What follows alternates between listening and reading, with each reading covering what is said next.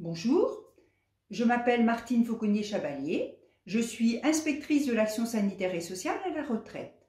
Je suis également historienne et membre associé du laboratoire Tempora à l'université de Rennes 2.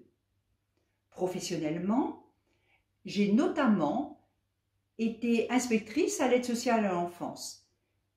En particulier, j'ai été responsable de l'adoption dans le Maine-et-Loire.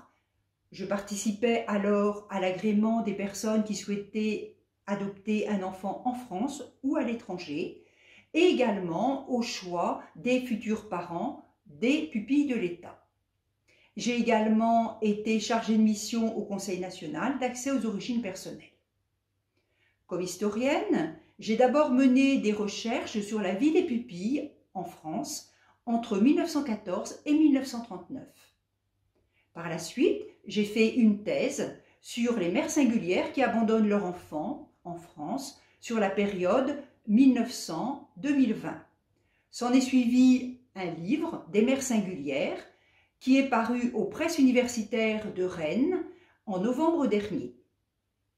Lors du colloque « Un siècle d'adoption des enfants en France », j'aborderai la question des liens entre adoption et connaissance de ses origines. Je me poserai la question de savoir si les adoptés ne passent pas d'une situation d'enfants sans parents à celle de personnes sans racines. La loi du 19 juin 1923, qui permet l'adoption de mineurs, n'a pas pour autant coupé les liens avec les parents de naissance. Par contre, le décret-loi du 29 juillet 1939 a donné la possibilité aux magistrats de rompre les liens avec les parents d'origine. Mais ce n'était qu'une possibilité. Par contre, à partir de 1966, l'adoption plénière rompt tous les liens. Et cela dès lors que l'enfant est confié à sa future famille. On pourrait donc penser que les adoptés d'avant 1939 peuvent sans difficulté connaître leurs origines.